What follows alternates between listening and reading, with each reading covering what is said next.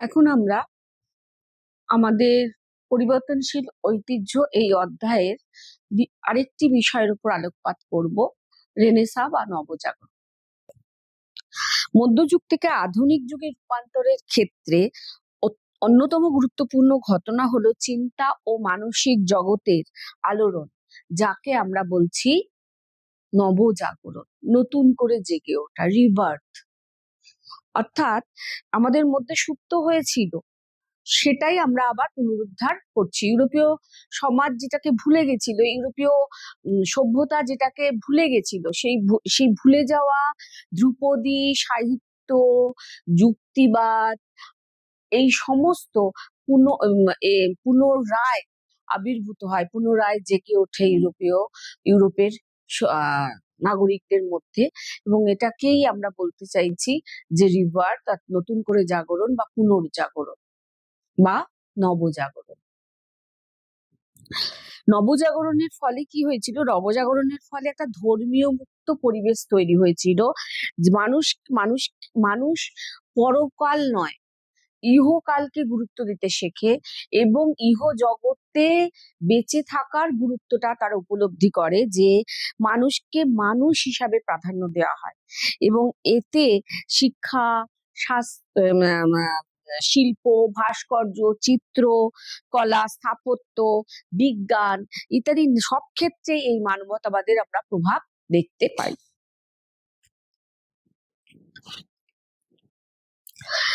নবজাগরণ শব্দটা এসছে ইংরেজি শব্দ রেনেসান্স, ইংরেজিতে রেনেসান্স, তার থেকে আমরা বাংলায় বলি রেনেসা অথবা রেনেসাস। এই শব্দটি থেকে আসলে রেনেসা হচ্ছে একটা ফরাসি শব্দ, যার অর্থ হচ্ছে পুনর্জন্ম বা রিবার্থ। পঞ্চদশ শতক থেকে সপ্তদশ শতক জুড়ে এই ইউরোপে সর্বাঙ্গীন সাংস্কৃতিক একটা উন্নয়ন আমরা দেখতে পাই, এবং সেই উন্নয়নটা বোঝাতেই আমরা রেনেসা শব্দটি বা রেনেসাঁস শব্দটি ব্যবহার করি। প্রকৃতপক্ষে মধ্যযুগে ইউরোপের পোপতন্ত্রের বা চার্চের আধিপত্য এবং সামন্ততান্ত্রিক শোষণ, এই সমস্ত কিছু ধ্রুপদী চর্চার অবসান ঘটিয়েছিল।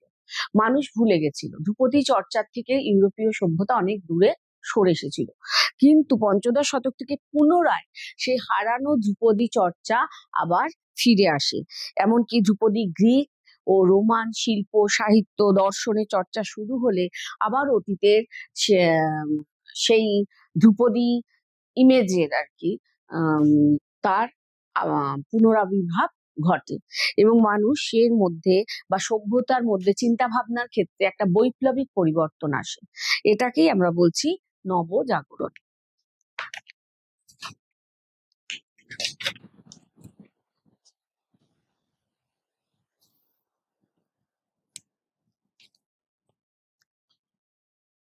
নবজাগরণের বৈশিষ্ট্যের মধ্যে আমরা প্রথমেই পাবো,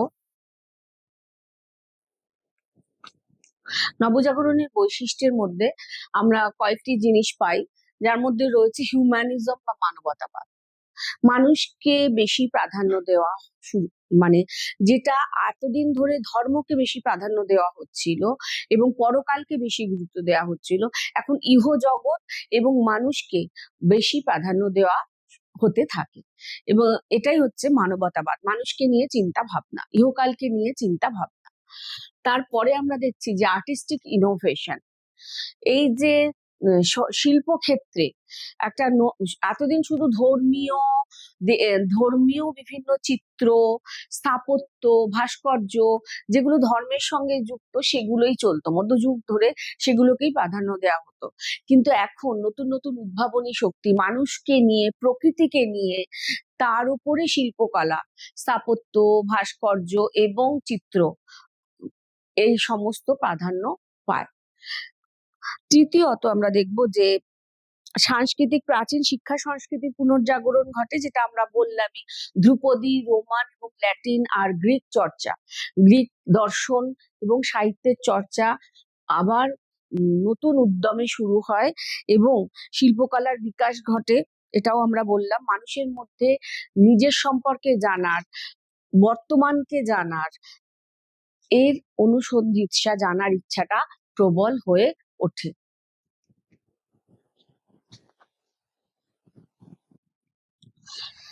ইতালীয়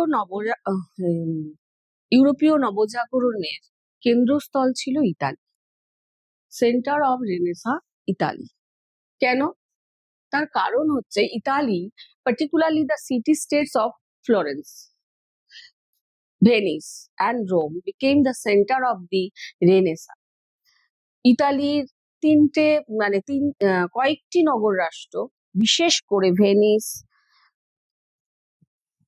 রোম এবং ফ্লোরেন্স, এগুলো হয়ে উঠেছিল নবজাগরণের কেন্দ্রস্থল।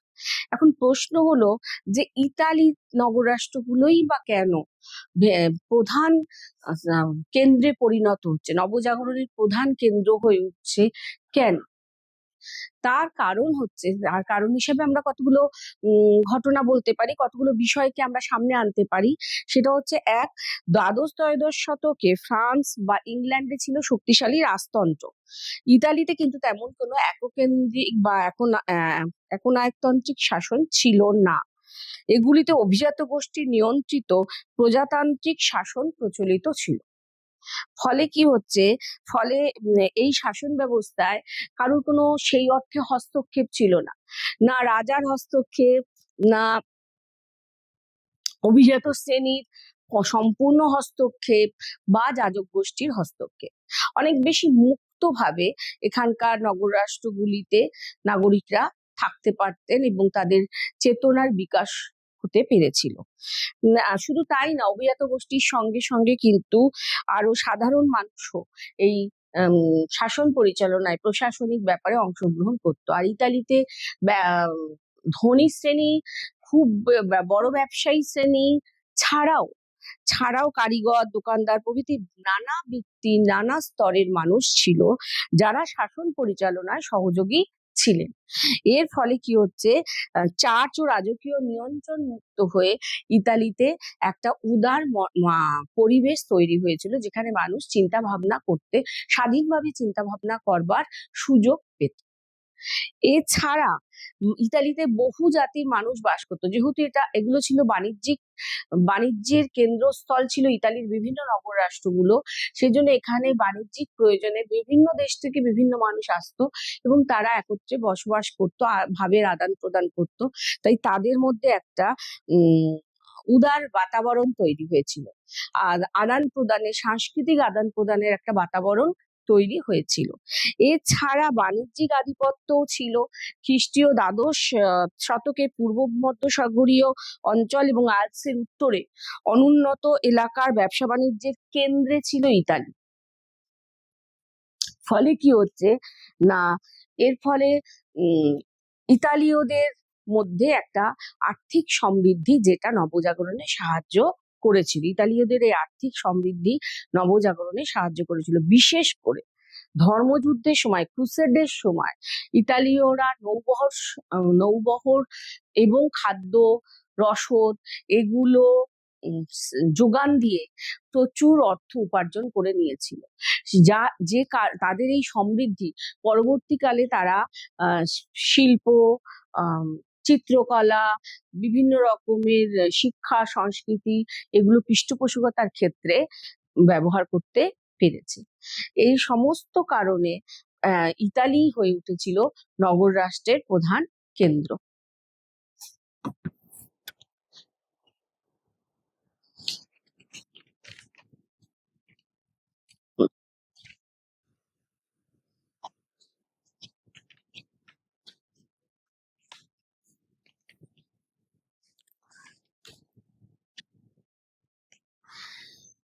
অতএব আমরা পেলাম যে ইতালি কেন নবজাগরণের কেন্দ্র হয়ে উঠেছিল। আমি এক্ষুনি ভুল বলে ফেলেছি যে ইতালি ছিল নগর রাষ্ট্রের কেন্দ্র। বিষয়টা হচ্ছে ইতালি ছিল নবজাগরণের কেন্দ্র। এবং ইতালিতে আমরা পেলাম যে কেন প্রথম নবজাগরণ হয়েছিল। তেমনি আমরা বিভিন্ন বিষয়, বিভিন্ন আঙ্গিকের যারা বিশিষ্ট পারদর্শিতা দেখিয়েছেন, সেই ব্যক্তিদিগের আলোচনা করব, যাদের নবজাগরণের ক্ষেত্রে ব্যক্তিগত ভূমিকা ছিল অনেকখানি। যেমন সাহিত্যের ক্ষেত্রে আমরা পাচ্ছি যে যেখানে মানবিক দর্শন, মানবিকতাবাদ এবং দর্শন এবং ধ্রুপদী সাহিত্য তার রিভাইভ হচ্ছে, সেই জায়গায় আমরা কাদের কাদের ভূমিকা পাচ্ছি, কি ফিগার যারা প্রধান, যারা ছিলেন পুরোধা এই এক্ষেত্রে, তাদের মধ্যে রয়েছেন দান্তে, পেত্রাক, ইরাসমাস, বোকাচ্চিও এবং আরো অনেকে আছেন, কিন্তু আমরা কয়েকজনের নাম এখানে করতে পারছি যেহেতু আমাদের আরো অনেকগুলো বিষয়ের উপর আলোচনা করতে হবে। দান্তের ক্ষেত্রে মধ্যযুগীয় ইতালির একজন বিশিষ্ট কবি ছিলেন দান্তে।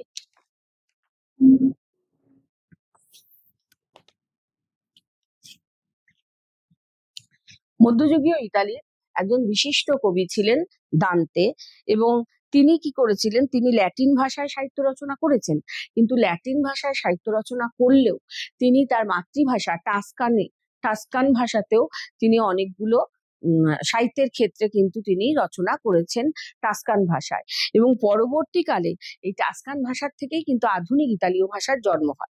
এটা একটা গুরুত্বপূর্ণ বিষয় যে টাস্কান ভাষায় দান্তে বহু সাহিত্যের বিভিন্ন দিক, প্রবন্ধ, নিবন্ধ রচনা করেছেন, সেই টাস্কান ভাষা থেকেই আধুনিক ইতালীয় ভাষার উদ্ভব হয়েছে বা জন্ম হয়েছে। এবং দান্তের অমর সৃষ্টিগুলোর মধ্যে আমরা জানি বিখ্যাত বইটার নাম হচ্ছে ডিভাইন কমেডি। দান্তে বিরচিত বিখ্যাত গ্রন্থ হচ্ছে ডিভাইন কমেডি। এছাড়া তিনি, যাকে ইতালীয় ভাষার শ্রেষ্ঠ কাব্য বলে মনে করা হয়, এবং এই কাব্যে মধ্যযুগীয় জীবনযাপনের সমালোচনা করা হয়েছে, মধ্যযুগীয় জীবনযাপনের যে সীমাবদ্ধতাগুলো, ত্রুটিগুলো, সেগুলো তুলে ধরা হয়েছে।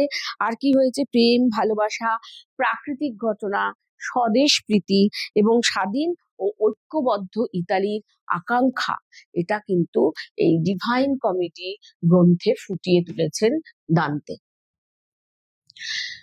আর দান্তের এছাড়াও আরো কয়েকটি গ্রন্থ খুবই বিখ্যাত, যেমন হচ্ছে পুর্গাটোরিও এবং প্যারাডাইস, ইনফার্নো, এগুলো দান্তের মহামূল্যবান সৃষ্টি।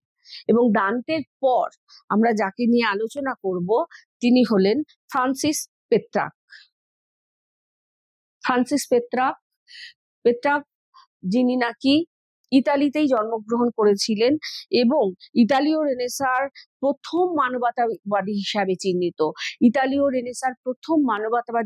চিহ্নিত, ছিলেন ফ্রান্সিস পেত্রাক। এই পেত্রাক তার রচনার মধ্যে দিয়ে মানবতাবাদের সূচনা করেছিলেন, এবং ইতালিতে তিনি মানবতাবাদের সূচনা করেছিলেন বলে মনে করা হয়। গ্রিক ও ল্যাটিন সাহিত্য সংস্কৃতির উপর ছিল তার অসাধারণ দখল, এবং তার এই গ্রন্থগুলির মধ্যে তিনি ফুটিয়ে তুলেছেন তার প্রচন্ড আবেগ, সৌন্দর্যবোধ এবং প্রেম ও ভালোবাসা। পেত্রাকের একটি বিখ্যাত কাব্যগ্রন্থ যেটার নাম হচ্ছে ক্যানজোনিয়ারে, এই গ্রন্থের 227 নম্বর সনেট, 366টি কবিতা আছে, এবং যার মধ্যে 227 নম্বর সনেট 227, এটা হচ্ছে পেট্রার্কের ইমোশনাল আবেগের, মানে তার আবেগ অনুভূতির শ্রেষ্ঠ প্রকাশ, সনেটস টু লরা। 366টি পোয়েম আছে। ক্যানজিওরে হচ্ছে কাব্যগ্রন্থ, এবং এই কাব্যগ্রন্থের মধ্যে পুরো কাব্যগ্রন্থটাই তিনি প্রাকৃতিক সৌন্দর্য, প্রেম, ভালোবাসা, আবেগ অনুভূতি দিয়ে মানুষের অন্তর্নিহিত সৌন্দর্যকে তুলে ধরার চেষ্টা করেছেন। এবং সেক্ষেত্রে তিনি তার প্রেমিকা লরার প্রতি যে পুরো কাব্যগ্রন্থটাই তিনি তার প্রেমকে গুরুত্ব দিয়েই লিখেছেন, যেখানে তার প্রেমিক হৃদয় উঠে এসেছে, তার সৌন্দর্যের অনুভূতি উঠে এসেছে। ঠিক তার সাথে সনেটস টু লরা, যেটা 227 নম্বর সনেট, এখানে তিনি তার অভিব্যক্তিকে আরো দৃঢ়ভাবে প্রকাশ করেছেন, এবং এটি খুব বিখ্যাত তার লেখা সনেটস টু লরা, যেটা ছিল প্রচন্ড আবেগ, অনুভূতি, সৌন্দর্যবোধ, প্রেম ও ভালোবাসা। এছাড়া তিনি রোমের বিখ্যাত বাগ্মী সিসুরোর পত্রাবলী, সেই পত্রাবলী পেট্রার্ক খ্যাতি লাভ করেছিলেন তার সেই পত্রাবলী গুলোর জন্য। এরপর আমরা যাব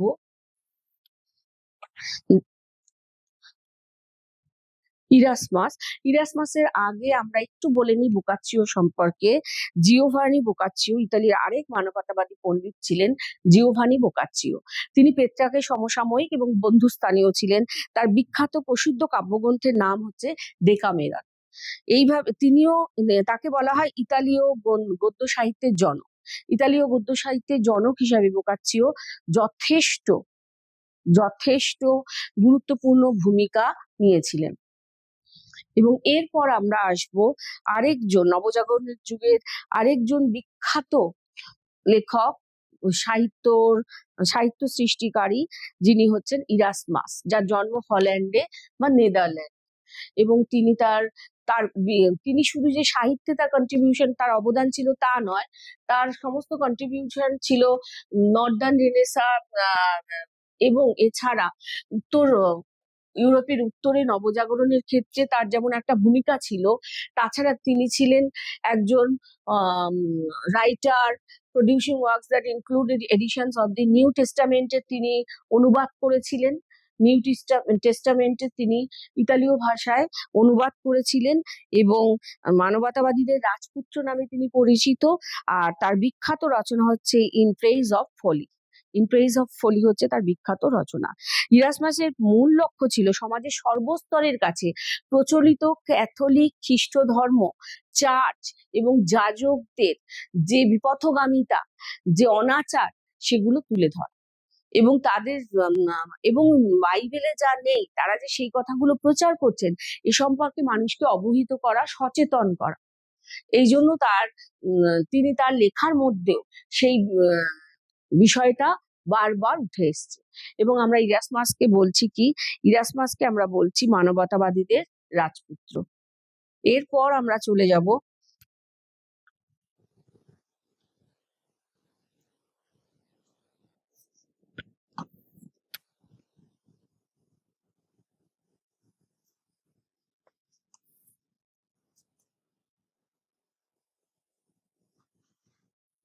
আলোচনা করব শেক্সপিয়ারকে নিয়ে। কিন্তু তার আগে ইংল্যান্ডের আরেকজনের কথা না বললে নয়, তিনি হচ্ছেন জিওফ্রে চসার। চসার, যিনি, তার বিখ্যাত বইয়ের নাম আমরা অনেকেই হয়তো জানি বা আমরা এখন শুনবো, সেটা হচ্ছে দ্য ক্যান্টারবারি টেলস। চসারই প্রথম ইংরেজ কবি যিনি কবিদের ঊর্ধ্বমুখী দৃষ্টিকে মাটির পৃথিবীতে টেনে এনেছিলেন। শুধুমাত্র পরজন্ম নিয়ে, ঐশ্বরিক শক্তি নিয়ে নয়, মাটির পৃথিবীর মানুষের মধ্যে থেকে যে কাব্য সৃষ্টি করা যায়, তাদের প্রতিও যে আবেগ অনুভূতি প্রকাশ করা যায় কাব্যে, সেটা কিন্তু তিনি প্রমাণ করেছিলেন এবং ইংরেজি কাব্যের জনক হিসাবে আমরা চসারকে বলে থাকি। এরপর তো আমরা আলোচনায় চলে আসবো শেক্সপিয়ার।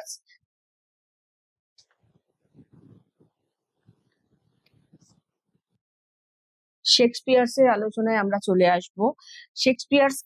শেক্সপিয়ার পেয়েছিলেন, সেক্ষেত্রে আমরা অনেকেই জানি যে শেক্সপিয়ার ইংরেজি সাহিত্যের যিনি, গদ্য সাহিত্যের এবং কাব্য সাহিত্যের যিনি তার অবদান লিখেছেন। 16 শতকে রানী এলিজাবেথের রাজত্বকাল ইংল্যান্ডের ইতিহাসে সুবর্ণ যুগ এবং এই যুগে আবির্ভাব ঘটেছে ইংল্যান্ডের জাতীয় কবি, যাকে বলা হয় বার্ড অফ অ্যাভন, সেই উইলিয়াম শেক্সপিয়ারের। তিনি বিশ্বের একজন অন্যতম শ্রেষ্ঠ কবি এবং নাট্যকার। তার রচনাগুলোর মধ্যে রয়েছে 39টি নাটক, 154টি সনেট, 3টি দীর্ঘ কবিতা বা আখ্যান কবিতা, আরো বেশ কিছু কবিতা। তার বিখ্যাত রচনাগুলির মধ্যে রয়েছে Macbeth, Romeo and Juliet, Hamlet, King Lear, Othello, Julius Caesar, The Merchant of Venice ইত্যাদি। এইসব রচনাগুলো সবগুলোই তার কালজয়ী রচনা। তার মধ্যে তিনি সমকালীন জীবনযাত্রা এবং মানব জীবনের নানা দিককে তুলে ধরেছেন।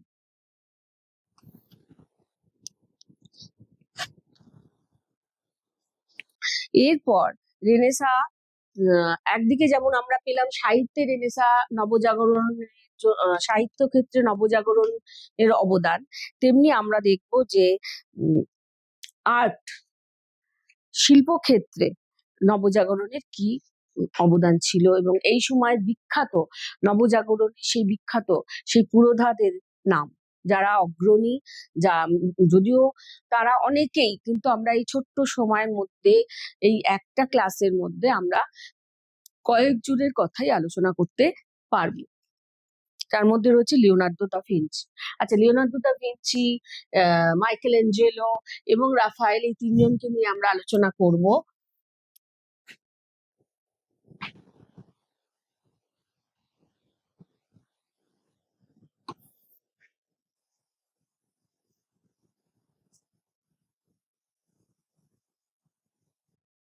প্রথমে আমরা আলোচনা করব দা ভিঞ্চিকে নিয়ে। লিওনার্দো দা ভিঞ্চি, যিনি একই সঙ্গে ছিলেন যিনি মানে বহু গুণের, বহু প্রতিভা সমন্বয় ঘটেছিল তার মধ্যে। একদিকে বিজ্ঞান চর্চা, একদিকে স্থপতি, একদিকে ভাস্কর্য, আবার পেইন্টিং, সবকিছুতেই তার ছিল অসাধারণ দক্ষতা। এই জন্য তার এই বহুমুখী প্রতিভার জন্য তিনি স্মরণীয়। এবং যদিও তার সব ক্ষেত্রেই তার স্বচ্ছন্দ বিচরণ ছিল, তবুও তার শিল্প সাধনাই হচ্ছে মুখ্য বিষয়। এবং সামরিক বাহিনীতে কাজ করার সময় লিওনার্দো সামরিক প্রযুক্তির ওপরেও জ্ঞান অর্জন করেছিলেন। যেমন শূন্যে পাখিরা যে উড়ে যায় শূন্যে, সেই শূন্যে তারা কিভাবে ভেসে থাকে, এই নিয়ে লিওনার্দোর কতগুলো বায়ুযানের স্কেচও আছে, যেগুলো আমরা এই মুহূর্তে হয়তো এখানে দেখাতে পাচ্ছি না, কিন্তু আমরা আলোচনা করতে পারলাম। এবং লিওনার্দোর বিখ্যাত চিত্রকলাগুলোর মধ্যে অন্যতম হচ্ছে the Last Supper. Last Supper, যেখানে তিনি দেখিয়েছেন যে মিলানের গির্জার দেয়ালে অঙ্কিত এই ছবিটি, লাস্ট সাপার ছবিটি মিলানের, ইতালি বিখ্যাত জায়গা মিলান, সেখানকার গির্জায়, মিলানের গির্জার দেয়ালে এই ছবিটি অঙ্কিত রয়েছে। লাস্ট সাপার, যীশু খ্রিস্ট তার শিষ্যদের মধ্যে বসে নৈশ ভোজ করছেন, এবং এখানেই তিনি ভবিষ্যৎবাণী করেছিলেন যে এখানে উপস্থিত 12 জন শিষ্যের মধ্যে একজনই আগামীকালে তার প্রাণঘাতের কারণ হবেন। তার সঙ্গে প্রাণঘাতী বিশ্বাসঘাতকতা করবেন, এবং যিনি তার মৃত্যুর কারণ হবেন। এই লাস্ট সাপার চিত্রে এইখানে বসে এই আঁকাটাকে, এই চিত্রটাকে মিলানের গির্জার দেওয়ালে তুলে ধরেছেন লিওনার্দো দা ভিঞ্চি। এই 12 জন শিষ্য, তার মধ্যে জুদাস, তিনি তার সঙ্গে বিশ্বাসঘাতকতা করবেন এবং তার প্রাণ মানে হত্যার কারণ হবেন তিনি, তার মৃত্যুর কারণ হচ্ছেন তিনি।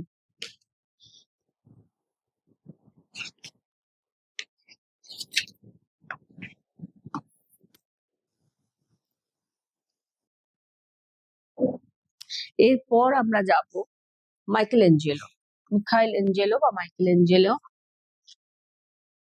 অ্যাঞ্জেলো সম্পর্কে আমরা আলোচনা করব। মাইকেল অ্যাঞ্জেলো ছিলেন একই সঙ্গে ভাস্কর, চিত্রশিল্পী, প্রযুক্তিবিদ এবং কবি। এবং তিনি 17 বছর বয়স হওয়ার আগেই তিনি মার্বেলে খোদাই করেছিলেন একটি চিত্র। সেই চিত্রটা হচ্ছে মার্বেলে খোদাই করেছিলেন একটি মূর্তি। সেই মূর্তিটা হচ্ছে ম্যাডোনা অফ দি স্টেয়ার্স। সেই মূর্তি হচ্ছে ম্যাডোনা অফ দি স্টেয়ার্স এর সিরিজ। এবং তার আরেকটা কালজয়ী সৃষ্টি হচ্ছে পিয়েতার ছবি আমি এখানে দিতে পারিনি, কিন্তু ওটাও তার কালজয়ী সৃষ্টি। আর ক্রুজ থেকে নামানো যিশুর মৃতদেহ কোলে নিয়ে বসে আছেন শোকস্তব্ধা মা মেরি, সেটাই হচ্ছে পিয়েতার মুখ্য বিষয়। এছাড়া তিনি বাইবেল বর্ণিত নায়ক ডেভিডের 14 ফুট উঁচু এই ডেভিডের মূর্তিটি তিনি নির্মাণ করেছিলেন। সম্পূর্ণ নগ্ন, পেশিবহুল শরীর এবং কঠোর চাহনি এথেন্সের দেবতা অ্যাপোলোকে মনে করিয়ে দেয় ডেভিডের এই মূর্তি। আর এছাড়া মাইকেল অ্যাঞ্জেলোর বহু স্মরণীয় সৃষ্টি অন্যতম হচ্ছে দ্য ক্রিয়েশন অফ অ্যাডাম। এই চিত্রটি হচ্ছে তার বহু বিখ্যাত অন্যতম সৃষ্টি। এছাড়া তিনি আরেকটি করেছেন যেটা হচ্ছে ম্যাডোনা এবং যিশুর একটা ভাস্কর্যও তিনি করেছিলেন, যেটা মাইকেল অ্যাঞ্জেলোর অনবদ্য সৃষ্টি।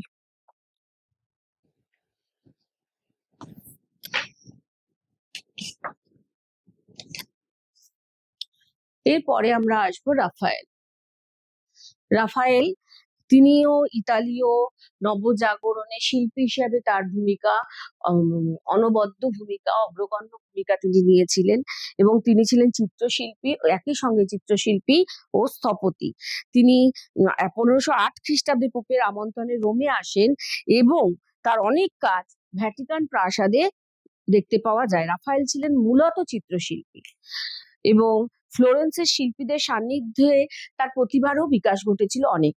তিনি ম্যাডোনার বহু ছবি এঁকেছিলেন এবং তার মধ্যে বিখ্যাত ছবি হচ্ছে যে Madonna of the chair. Madonna of the chair এই ছবিটি বহু বিখ্যাত ছবি। তার ম্যাডোনা সিরিজের ছবিগুলির মধ্যে বহু বিখ্যাত ছবি হচ্ছে ম্যাডোনা অফ দ্য চেয়ার।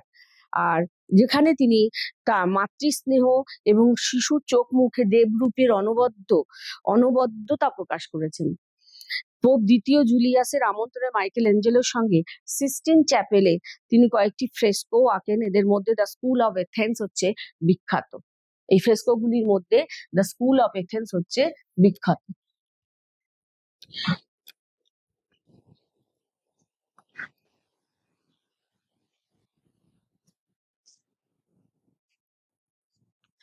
সাহিত্য ও শিল্পের মতো বিজ্ঞানেও কিন্তু নবজাগরণ দেখা দিয়েছিল এবং এক্ষেত্রে আমরা কয়েকজন প্রখ্যাতনামা বিজ্ঞানীকে নিয়ে আলোচনা করব, যাদের মধ্যে রয়েছেন রজার বেকন। রজার বেকন তিনি অক্সফোর্ড বিশ্ববিদ্যালয়ের অধ্যাপক ছিলেন এবং তিনি একাধারে তিনি বিজ্ঞানী ছিলেন, অন্যদিকে তিনি দার্শনিক ও সমাজ সংস্কারক ছিলেন, শিক্ষা সংস্কারকও ছিলেন। এবং তিনি স্কলাস্টিসিজমের অনুসারী ছিলেন এবং মনে করতেন যে একমাত্র পরীক্ষা নিরীক্ষার মাধ্যমেই প্রকৃত জ্ঞান লাভ করা যায়। আর তাকে আমরা বলি, রজার বেকনকে আমরা বলি আধুনিক বিজ্ঞানের জনক। আধুনিক বিজ্ঞানের জনক আমরা তাহলে কাকে বলি? Roger beacon. গণিত শাস্ত্র, জ্যামিতি, জ্যোতির্বিজ্ঞান, পদার্থবিদ্যা, যন্ত্রবিদ্যা, রসায়ন সমস্ত নানান দিকের নানান বিষয় তার দক্ষতা ছিল এবং তিনি চশমা, অণুবীক্ষণ যন্ত্র, দূরবীক্ষণ যন্ত্র এগুলি আবিষ্কার করেছিলেন। অনেকেই মনে করেন চশমার কাজ আবিষ্কারের ইঙ্গিতটা তিনি দিয়েছিলেন অন বার্নিং লেন্সেস এই গ্রন্থে তিনি পেয়েছিলেন। তার ইউরোপে সম্ভবত তিনিই প্রথম যিনি বারুদের ফর্মুলা লিপিবদ্ধ করেন।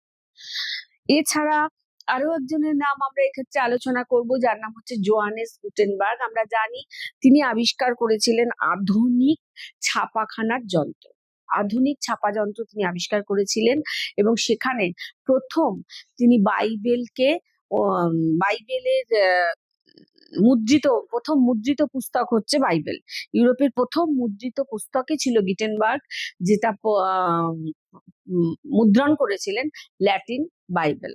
এবং এর ফলে এতদিনকার যে অনুলিপি, পুস্তকের অনুলিপি করতে হতো, ম্যানুয়াল ছিল, যেটা আর কি ব্যক্তিরা, ছাত্র সমাজের মধ্যে হোক, শিক্ষার্থী হোক, চার্চের যাজকরা হোক, তারা অনুলিপি করে রাখতেন। সেই অনুলিপির পরিবর্তে মুদ্রণ যন্ত্র আবিষ্কার হওয়ার ফলে বই অনেক সহজপাচ্য হয়, মানে সহজলব্ধ হয়, মানুষের হাতে আসার সুবিধা হয়, যেহেতু মুদ্রণের মাধ্যমে অনেক পুস্তক একই সঙ্গে মুদ্রিত করা সম্ভব হতো এবং দুর্লভ পুস্তকগুলোকে এইভাবে রক্ষণ করাও সহজ হয়ে ওঠে।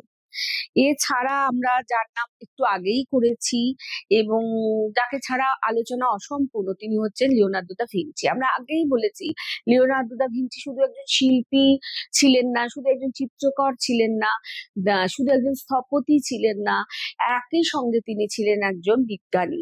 এবং বিজ্ঞানের বিভিন্ন তার আঁকার মধ্যে উঠে আসে যে বিজ্ঞানের বিভিন্ন ক্ষেত্রে তার দক্ষতা ছিল। যেমন তিনি শারীরিক অঙ্গ প্রত্যঙ্গ যেভাবে অঙ্কন করেছেন, সেটা কিন্তু একমাত্র সেটা সব ব্যবচ্ছেদ করলে যেরকম ভাবে অঙ্গ প্রত্যঙ্গের জ্ঞান আসে, ঠিক যেন সেরকম তিনি এইভাবেই এঁকেছেন। যেমন তার একটা বিখ্যাত, আমি একটা আঁকা দেখাই, একটু অপেক্ষা করতে হবে, আমি তার এই ইয়েটা দেখাবো, লিওনার্দো দা ভিঞ্চির এই বিখ্যাত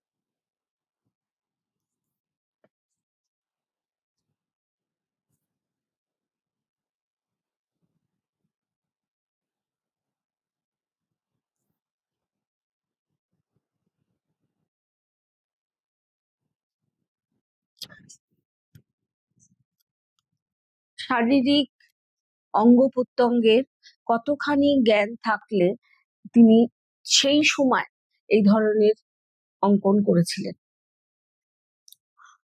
এইভাবে লিওনার্দো দা ভিঞ্চি মানে তার যে বিজ্ঞানের প্রতি আসক্তি বা বিজ্ঞান চর্চার প্রতি তার যে আগ্রহ এবং দক্ষতা, সেটাই প্রমাণ হয় তার বিভিন্ন কার্যকলাপের মধ্যে। ডুবোজাহাজ, উড়োজাহাজ, যুদ্ধের সাজোয়া গাড়ি, এর যে ধরনের স্কেচ তিনি করেছেন সেগুলো বর্তমান যুগের সঙ্গে অনেকটাই মিলে যায়। আচ্ছা, এরপর আমরা আরো একজনের নাম বলবো, তিনি হচ্ছেন কোপার্নিকাস। কোপার্নিকাস তিনি একদম ভূকেন্দ্রিক আলোচনা মানে বিশ্ব ব্রহ্মাণ্ড সম্পর্কে জ্যোতির্বিজ্ঞানের আলোচনার ক্ষেত্রে এক নতুন দিক, নতুন নতুন ধারণা দিয়েছিলেন। টলেমির যে ধারণা দিয়েছিলেন তাতে বিশ্ব ব্রহ্মাণ্ড সম্পর্কে তিনি বলেছিলেন যে পৃথিবী কেন্দ্রে থাকে এবং সূর্য, চন্দ্র, অন্যান্য গ্রহরা তারা কি করে, পৃথিবীর চারিদিক দিয়ে ঘোরে। কিন্তু কোপার্নিকাস, যিনি এই টলেমির এই যুক্তিকে খণ্ডন করেন এবং তিনিই বলেন প্রথম যে পৃথিবী নয়, সূর্য হচ্ছে কেন্দ্রে থাকে এবং সূর্যের চারিদিকে পৃথিবী সহ অন্যান্য গ্রহ আবর্তিত হয়। তার এই ধারণাকে বলা হয় সৌরকেন্দ্রিক বিশ্বব্রহ্মাণ্ডের ধারণা। যদিও সেই সময় কোপার্নিকাসের এই তত্ত্বকে কেউ চার্চ এবং চার্চের দ্বারা প্রভাবিত খ্রিস্টান সমাজ মেনে নিতে চায়নি, কিন্তু পরবর্তীকালে প্রমাণিত হয়েছে যে কোপার্নিকাসই ঠিক কথা বলেছেন। এবং কোপার্নিকাসের এই যে তত্ত্ব, এই যে একদম সম্পূর্ণ তত্ত্ব, যার সঙ্গে ধর্মের কোনো যোগ নেই, বিজ্ঞানের যোগ আছে, এই ঘটনাটাকেই বলা হয় কোপার্নিকাসীয় বিপ্লব। এইভাবে তিনি বিপ্লব করেছিলেন। এছাড়া আরো একজন বিজ্ঞানীর কথা আমরা বলবো, ফ্রান্সিস বেকন।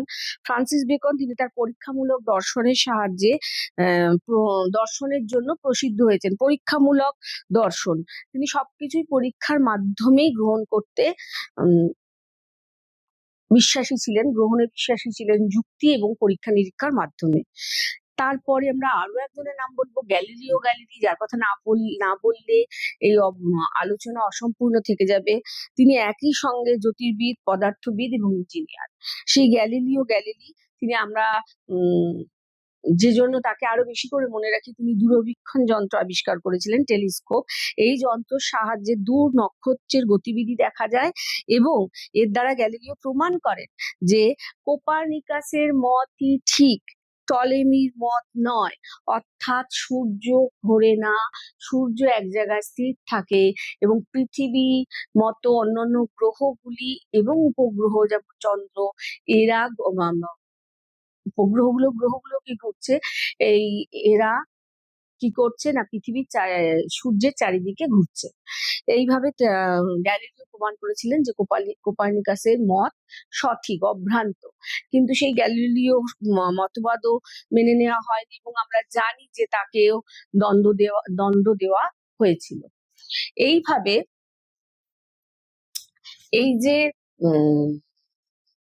নবজাগরণ, বিভিন্ন ক্ষেত্রে তার যে প্রভাব, এর থেকে তাহলে আমরা বুঝতে পারলাম যে নবজাগরণের মাধ্যমে সমাজে এই যে মধ্যযুগীয় ঐতিহ্য কিভাবে ভেঙে পড়ছে এবং নতুন ঐতিহ্য এবং ইউরোপ আধুনিকতার বা আধুনিক জগতে প্রবেশ করছে, এটা কিন্তু পরিষ্কার হয়ে যায়। নবজাগরণের অনেকগুলি প্রভাব ছিল, যেমন মানসিক ক্ষেত্রে এর প্রভাব হচ্ছে মানুষ যুক্তির সাহায্যে বিচার করতে শেখে। এতদিন ধরে তারা যেভাবে বাইবেলে যা লেখা, মানে যাজকরা যেমন ভাবে তাদের বোঝাতো, চার্চে ফাদার এবং যাজকরা, যে বাইবেলে এটা আছে, বাইবেলে আছে যে পাপ করলে, পাপী মার্জনা পত্র কিনলে পরে, ইন্ডালজেন্স যেটাকে আমরা বলছি, কিনলে পরে তার পাপ মুক্ত হয়, স্বর্গের টিকিট ইত্যাদি যে ধারণাগুলো, তার থেকে কিন্তু মানুষ বেরিয়ে আসার একটা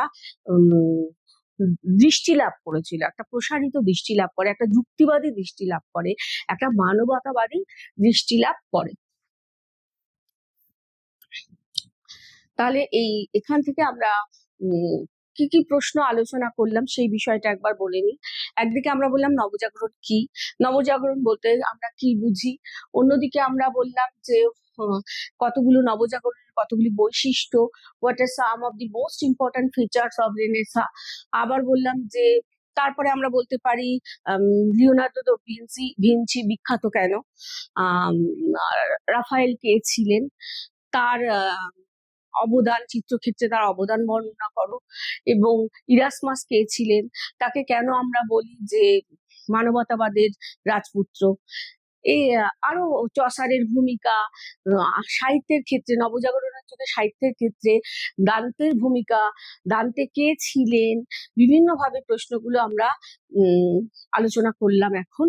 এবং আরেকটা হচ্ছে যে নবজাগরণের প্রভাব মানুষের চিন্তা ভাবনায় কিভাবে প্রভাব পড়লো, আর্ট অ্যান্ড আর্কিটেকচারে কিভাবে প্রভাব পড়ছে, এগুলো নিয়ে আমরা আলোচনা করলাম।